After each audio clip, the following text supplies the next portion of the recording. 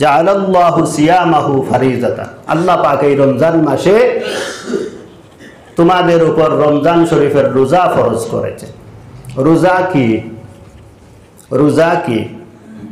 as-sawmu huwal imsak anil akli wash-shirbi wal jima'i naharan man-niyya।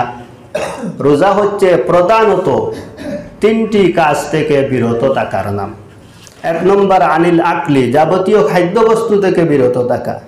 দুই নম্বর অশুরবি, যাবতীয় পানীয় বস্তু থেকে বিরত থাকা।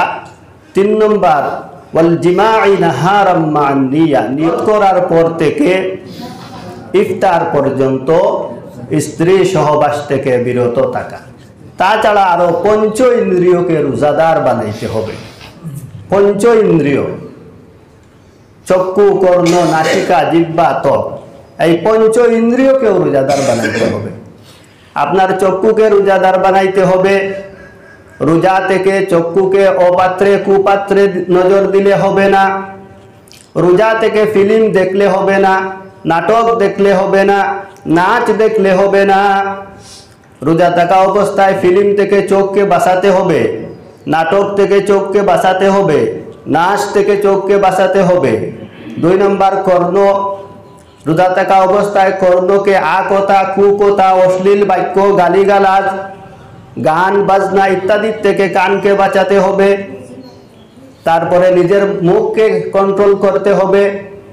মুখ দিয়ে আকথা কুকথা বলতে হবে না, মুখ দিয়ে গালিগালাজ করতে হবে না, মুখ দিয়ে গান বাজনা ইত্যাদির সঙ্গে তাল মিলিয়ে গান বাজনা করা যাবে না। মুখকেও রোজাদার বানাইতে হবে। তারপরে দুই হাত, রোজা থাকা অবস্থায় দুই হাত দিয়ে কারো উপর অত্যাচার করা যাবে না, জুলুম করা যাবে না। রোজা থাকা অবস্থায় হাত দিয়ে অন্যকে কষ্ট দিতে হবে, কষ্ট দিলে রোজা হবে না। আল্লাহর নবী সাল্লাল্লাহু আলাইহি ওয়াসাল্লাম বলেন, আল মুসলিমু মান সালিমাল মুসলিমুনা মিন লিসানি ওয়া ইয়াদিহি, প্রকৃত মুসলিম ব্যক্তি ওই ব্যক্তি যার হাত এবং মুখ দ্বারা অন্য ব্যক্তি হেফাজতে থাকে। যে ব্যক্তি মুখ দিয়ে অন্যকে কষ্ট দেয় না, হাত দিয়ে অন্যকে কষ্ট দেয় না, ওই ব্যক্তি প্রকৃত মুসলিম। অতএব রোজা থাকা অবস্থায় আপনার হাত দিয়ে শুধু মানুষ নয়, একটি জন্তু, জীব জন্তুকেও অযথাভাবে কষ্ট দিলে রোজা হবে না। এই জন্যে আপনার হাতকেও রোজাদার বানাইতে হবে। আর 5 নম্বর, আপনার সমস্ত বডিকে রোজাদার বানাইতে হবে। রোজা থাকা অবস্থায় পা দিয়ে হেঁটে হেঁটে মেলার মধ্যে গেলে রোজা হবে না।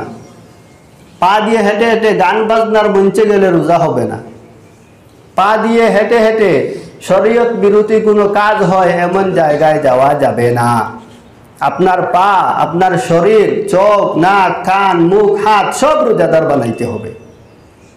এই সব কিছু রোজার আওতায় এনে যদি আপনি রোজা থাকেন, তাহলে আপনার রোজা আপনাকে উপকৃত করবে ইনশাআল্লাহ।